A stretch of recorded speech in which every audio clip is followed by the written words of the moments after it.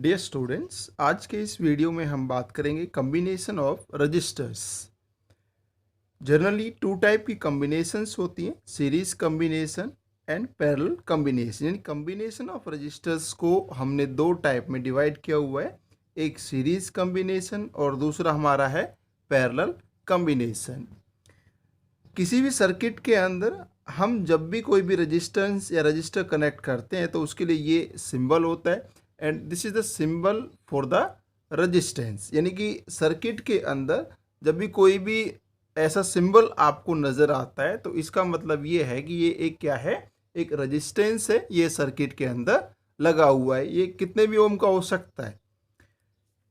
इसके बाद में रजिस्टर्स इन सीरीज, देखिए बहुत इंपॉर्टेंट टॉपिक है from the exam point of view से। एग्जाम में बहुत बार इससे क्वेश्चन आता है। रजिस्टेंस इन सीरीज के अंदर रजिस्टेंस इन सीरीज होता क्या है, बहुत अच्छे तरीके से हमें इसे समझना है, बहुत ही आसान भी है। देखिए यहाँ पर आपको एक ये डायग्राम नज़र आ रहा है। इस डायग्राम में आप एक चीज़ देख रहे हो कि यहाँ पर R1 और R2 दो रजिस्टेंस लगे हुए हैं और यहाँ पर एक ये सेल है। सेल यहाँ पर जो लगा हुआ है ये V potential difference across the two ends क्या कर रहा है, प्रोड्यूस कर रहा है। मानिएगा पॉजिटिव जो टर्मिनल है वहाँ पर V पोटेंशियल है और नेगेटिव वाले पे 0 पोटेंशियल है, तो टोटल पोटेंशियल डिफरेंस हमारा कितना हुआ, V पोटेंशियल।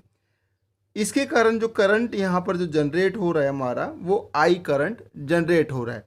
अब हम लोग ये देख रहे हैं कि यहाँ पर जो करंट है R1 और R2 के अक्रॉस जो करंट फ्लो कर रहा है, हम लोग देख सकते हैं। देखिए यहाँ से करंट जा रहा है हमारा और करंट R1 और R2 से जो करंट हमारा फ्लो कर रहा है वो कितना फ्लो कर रहा है, I करंट फ्लो कर रहा है। क्या यहाँ पर ऐसा कुछ हो रहा है कि भाई करंट जो है वो किसी अनोदर मतलब ब्रांच में जा रहा हो या किसी अनोदर पार्ट में जा रहा हो, वो एक सिंगल पाथ को फॉलो करता हुआ R1 से R2 में और R2 से जो नेगेटिव टर्मिनल है वहाँ पर आकर पहुँचता रहा है। यानी कि एक चीज़ हमें ध्यान रखनी है कि जितना करंट बैटरी से या सेल से निकल रहा है उतना ही करंट उसके पास में वापस भी आएगा। अब क्वेश्चन ये उठता है कि जो रेजिस्टेंस यहाँ पे लगे हुए हैं R1 और R2, ये हम लोग सोचते हैं कि भाई रेजिस्टेंसेस जो होते हैं वो एक ऑब्स्टेकल है, रुकावट का काम करते हैं। बिल्कुल काम करते हैं, रुकावट एक तरीके से प्रोड्यूस करेंगे।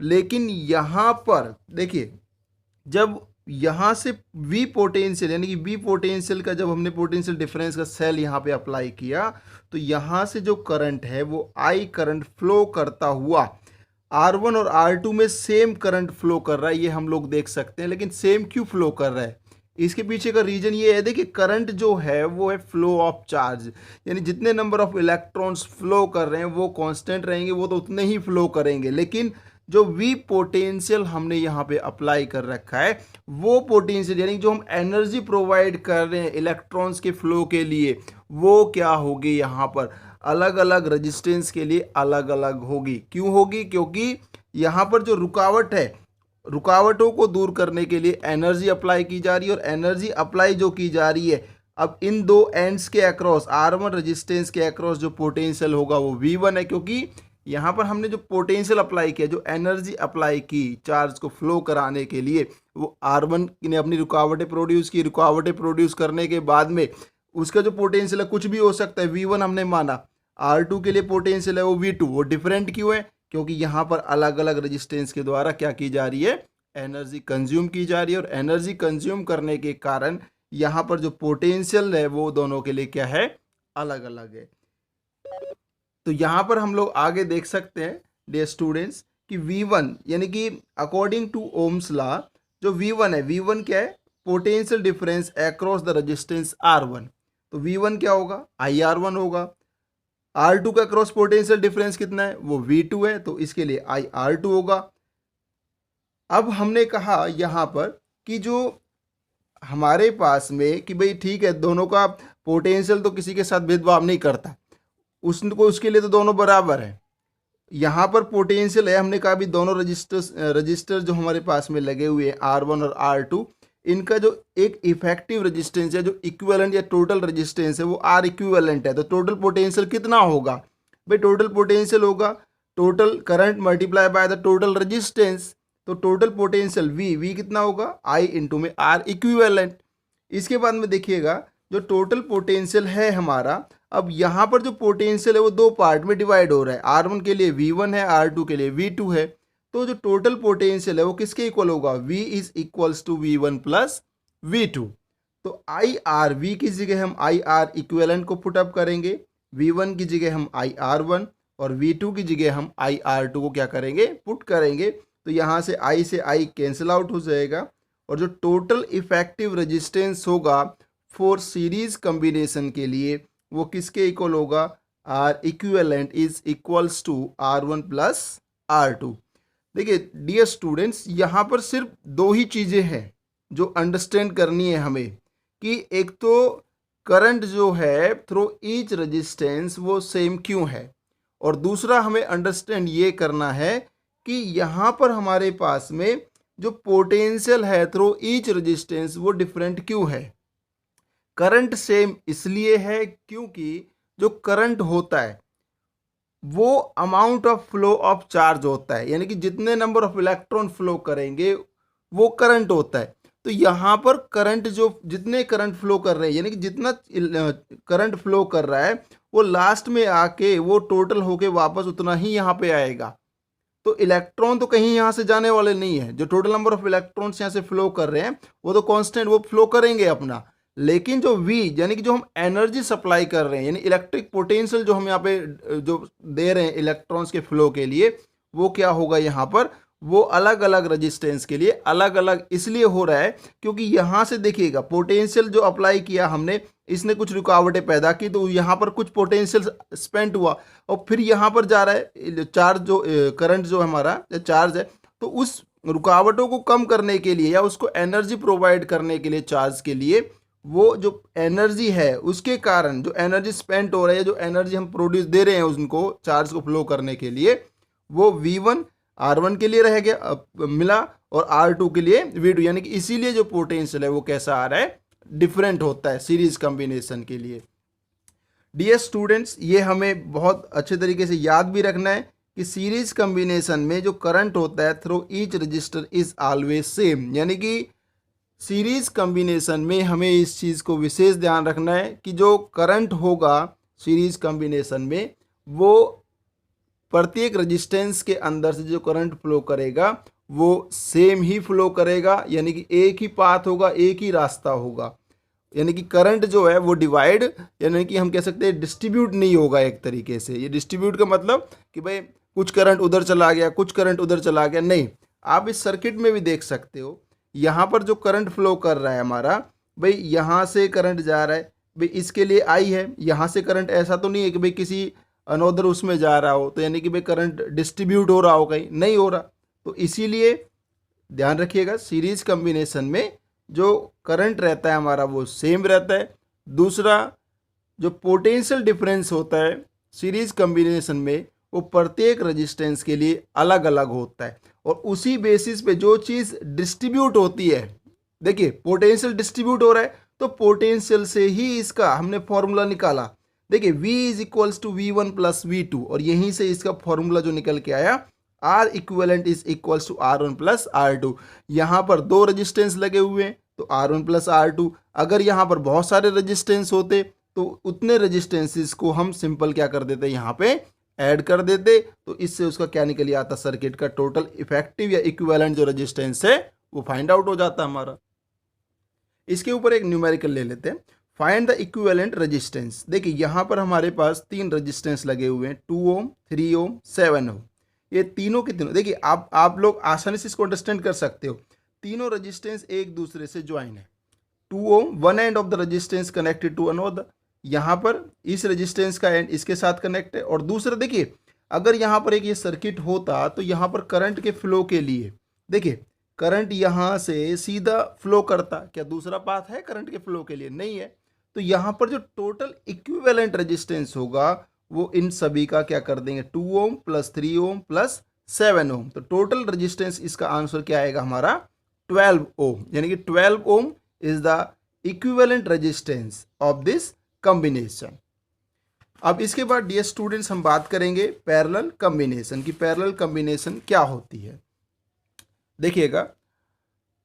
Parallel combination when two or more resistor are connected between the same two points, यानी कि जब दो या दो से अधिक रजिस्टेंस क्या हो रहे हों, दो सेम पॉइंट्स के बीच में कनेक्ट हो रहे हों, या हम कह सकते हैं यहाँ पर कि भाई एक का, देखिए ये हम मान के चले इनिशियल पॉइंट होगा और ये टर्मिनल पॉइंट रेजिस्टेंस का। तो अगर उनका जो इनिशियल पॉइंट है और टर्मिनल पॉइंट दोनों के दोनों ही दोनों के दोनों दो पॉइंट्स के बीच में क्या हो, दोनों पॉइंट्स के बीच में हो, या हम कह सकते हैं when two or more resistors are connected between the same two points, यानी कि दो या दो से अधिक रजिस्टर्स अगर दो सेम पॉइंट्स के बीच में क्या हो, कनेक्ट हो, तो उस कॉम्बिनेशन को हम लोग बोलेंगे पैरेलल कॉम्बिनेशन। इसके अलावा हम ये भी बोल सकते हैं कि ऐसी कॉम्बिनेशन जिसमें करंट के फ्लो के लिए अलग अलग पाथ हो, रास्ते हों, तो उस कॉम्बिनेशन को भी हम पैरेलल कॉम्बिनेशन बोल सकते हैं। देखिए डियर स्टूडेंट्स, देखिएगा एक चीज़ को, यहाँ पर हमने एक बैटरी लगाई हुई है, यहाँ से करंट फ्लो कर रहा है, हमारा आई करंट फ्लो कर रहा है। अब ए पॉइंट पे आके आप एक चीज को नोट कीजिएगा कि ए पॉइंट पे आके जो आई करंट टोटल फ्लो कर रहा है, अब उसको दो रास्तों में जा रहा है। भाई मैंने कहा कि कुछ करंट I1 जो है वो इधर चला गया और कुछ करंट I2 है वो इसमें चला गया। तो आप देखिए समझिएगा इस चीज को कि I1 इधर जा रहा है, I2 इधर जा रहा है। तो यहां पर I1 और I2 अगर इन दोनों को हम ऐड करते हैं तो टोटल करंट I ही बनेगा, लेकिन कुछ करंट तो इधर चला गया I1 और कुछ करंट इधर चला गया, यानी I1 करंट किसके अंदर से गया, R1 के अंदर से, I2 करंट किसके अंदर से गया, R2 के अंदर से। तो यहां से करंट होता हुआ B पे जाके ये दोनों करंट क्या हो जाते हैं, मिल जाते हैं, और इन दोनों के मिलने के बाद जो टोटल करंट बनता है वो क्या बन रहा है, हमारा I करंट बन रहा है। मैंने आपको पहले कहा था कि भाई जो टोटल करंट है, जितना यहां से फ्लो हो रहा है, लास्ट में जाके उतना ही करंट यहां पर आ जाएगा। तो डियर स्टूडेंट्स, पैरेलल कॉम्बिनेशन के अंदर डिस्ट्रीब्यूट कौन हो रहा है, डिस्ट्रीब्यूट यहां पे करंट हो रहा है। देखिए करंट यहां पर हमारा डिस्ट्रीब्यूट हो रहा है। तो अकॉर्डिंग टू ओम्स लॉ, जो इस रेजिस्टेंस के अक्रॉस जो करंट होगा वो क्या होगा, I1 इज इक्वल्स टू जो पोटेंशियल इसे मिल रहा है। अब यहां पर पोटेंशियल कैसा है, पोटेंशियल भी सेम है। देखिए यहां पर करंट डिस्ट्रीब्यूट हुआ, करंट डिस्ट्रीब्यूट होने के कारण एक दूसरा दोनों दो एंड्स के बीच में, अगर यहां पर पोटेंशियल ए पे पोटेंशियल V वोल्ट है और बी पे पोटेंशियल 0 वोल्ट है, तो पोटेंशियल डिफरेंस कितना डेवलप हुआ यहां पे, V पोटेंशियल, यानी कि पोटेंशियल डिफरेंस जो होगा वो कैसा रहेगा, यहां पे वो V रहेगा। तो यहां पर हमें ध्यान रखना है पैरेलल कॉम्बिनेशन के अंदर जो करंट होता है वो डिस्ट्रीब्यूट होता है, दूसरा जो पोटेंशियल होता है वो यहां पर कांस्टेंट रहता है, यानी कि वो डिस्ट्रीब्यूट नहीं होता। तो I1 जो करंट है जो R1 के अंदर से फ्लो कर रहा है वो किसके इक्वल होगा, I1 is equals to V upon R1। I2 किसके इक्वल होगा, V अपॉन R2 के। सिमिलरली अब हमने कहा कि भाई ठीक है, पोटेंशियल किसी के साथ कोई डिफरेंस नहीं करता, पोटेंशियल के लिए तो उसने तो आई करंट यहां से सप्लाई किया, लेकिन करंट यहां पे जाके डिस्ट्रीब्यूट हुआ, जो भी करंट उसने सप्लाई यहां से उसने अपनी एनर्जी प्रोवाइड की और आई करंट जो है एक तरीके से सर्किट में फ्लो करना शुरू किया। उसने तो अपना पूरा जो एनर्जी देनी थी वो अपनी एनर्जी दे रहा है, वो किसी को ये देख के नहीं दे रहा कि भाई R1 को मैं ज़्यादा दे रहा हूँ, R2 को ज़्यादा दे रहा हूँ, नहीं, उसने अपनी तरफ से वो कोई भेदभाव नहीं कर रहा। लेकिन यहाँ पर इन दोनों का उसने कहा कि मैं तो सभी को एक तरीके से समान तरीके से देखता हूँ, R1 R2 दोनों को एक समान तरीके से देख रहा हूँ। तो यहाँ पर उसने तो जो टोटल है उसको देखते हुए उसने V पोटेंशियल जो भी उसने अप्लाई किया वो दिया उसको। तो हमने कहा कि भाई टोटल पोटेंशियल कितना अप्लाई हुआ, टोटल रेजिस्टेंस कितना है, हमने कहा ये R इक्विवेलेंट है, यानी कि जो इस कॉम्बिनेशन का R1 और R2 का जो रेजिस्टेंस है टोटल वो R इक्विवेलेंट है। अब R इक्विवेलेंट जो रेजिस्टेंस है इस कॉम्बिनेशन का, हमने उसे एक सिंगल रेजिस्टेंस के रूप में यहां पर रख दिया। V पोटेंशियल अप्लाई किया, I करंट फ्लो किया, तो इस कंडीशन में जो I होगा वो किसके इक्वल होगा, I होगा V अपॉन R E के इक्वल, क्योंकि total current is the I, total potential is V and total resistance is the R equivalent. So total current is equals to V upon R equivalent. After this हम लोग यहाँ पर देखते हैं कि भाई करंट डिस्ट्रीब्यूट हो रहा है, I is equals to I one plus I two, I की जगह मैं रख सकता हूं V upon R E Q, I one की जगह V upon R one plus I two की जगह वी अपॉन आर टू। तो यहां से वी सभी का क्या हो जाएगा, कैंसिल आउट हो जाएगा। तो 1 upon R equivalent is equals to 1 upon R one plus 1 upon R two. Dear students, बहुत इंपॉर्टेंट कॉन्सेप्ट है ये हमारा, हमें ध्यान रखना है इस चीज का कि पैरेलल कॉम्बिनेशन में जो पोटेंशियल है वो कांस्टेंट रहता है, सेम रहता है, लेकिन करंट है वो क्या होता है, डिस्ट्रीब्यूट होता है, क्योंकि पैरेलल कॉम्बिनेशन में जो करंट के फ्लो के लिए अलग अलग पाथ होते हैं और उस कंडीशन में जो करंट है वो हमारा क्या हो जाता है, डिस्ट्रीब्यूट हो जाता है। एक आसान तरीका ये भी है किसी भी सर्किट के अंदर आपको ये पता लगाने का कि भाई ये सीरीज में या पैरेलल में, देखिए अगर करंट क्या हो रहा हो, किसी भी टर्मिनल पॉइंट पे जाके करंट क्या हो रहा हो, डिस्ट्रीब्यूट हो रहा है, तो इसका मतलब वो जो रेजिस्टेंस लगे हुए हैं वो दोनों के दोनों किस में, आपके पैरेलल कॉम्बिनेशन में है। तो यहां से पैरेलल कॉम्बिनेशन के लिए जो टोटल इफेक्टिव रेजिस्टेंस निकल के आया वो था 1 upon R equivalent is equals to 1 upon R one plus 1 upon R two. Parallel combination में करंट थ्रू ईच रजिस्टर वो डिफरेंट रहता है, पोटेंशियल डिफरेंस हमेशा सेम रहता है। इसके अलावा आप एक चीज का और ध्यान रखिएगा कि जो सीरीज कॉम्बिनेशन होता है हमारा, सीरीज कॉम्बिनेशन के अंदर जो टोटल इक्विवेलेंट जो रेजिस्टेंस होता है हमारा, देखिए ये 3 रजिस्टर थे हमारे पास में, इन तीनों का सबसे मैक्सिमम रेजिस्टेंस कितना है, 7 ओम। जो टोटल इफेक्टिव रेजिस्टेंस होगा सीरीज कॉम्बिनेशन में वो हमेशा जो मैक्सिमम रेजिस्टेंस कनेक्ट है सीरीज कॉम्बिनेशन में उससे क्या होगा, ज़्यादा होगा। लेकिन पैरेलल कॉम्बिनेशन में इसका अपोजिट होता है कि अगर पैरेलल कॉम्बिनेशन के अंदर हमारे पास में जैसे 2 रेजिस्टेंस है, 2 रेजिस्टेंस, जैसे ये हमारे पास 2 रेजिस्टेंस है, एक ये हो गया और एक ये हो गया, तो एक ये 2 ओम हो गया, ये हमारा हो गया 3 ओम हो गया। अगर हम इनका टोटल इफेक्टिव रेजिस्टेंस अगर निकाल के देखेंगे तो टोटल इफेक्टिव निकल के आएगा 1 upon R equivalent 1 upon 2 plus 1 upon 3, ये निकल के आएगा हमारा 6 3 प्लस 2, यानी कि ये आएगा 6 अपॉन 5। अगर हम इसका जो टोटल इफेक्टिव रेजिस्टेंस हम लोग देखें तो यहाँ पर सबसे कम रेजिस्टेंस कौन सा है, 2 ओम का। पैरेलल कॉम्बिनेशन के अंदर जो टोटल इफेक्टिव रेजिस्टेंस होता है वो सबसे कम रेजिस्टेंस से भी क्या होगा, कम होता है। तो ये हमें ध्यान रखना है सीरीज और पैरेलल कॉम्बिनेशन के बारे में। डियर स्टूडेंट्स, आई होप भाई आपकी समझ में वीडियो आ गया होगा और ये टॉपिक जो है combination of resistors, series combination या पैरेलल जो कॉम्बिनेशन थी हमारी, वो बहुत अच्छे तरीके से हमारी समझ में आ चुका होगा। अभी भी किसी को कोई अगर डाउट रह जाता है तो आप कमेंट सेक्शन में जाके कमेंट कर सकते हो। और अगर वीडियो आपको अच्छा लग रहा है, पसंद आ रहा है, शेयर कीजिएगा, लाइक कीजिएगा और सब्सक्राइब कीजिएगा। Thank you.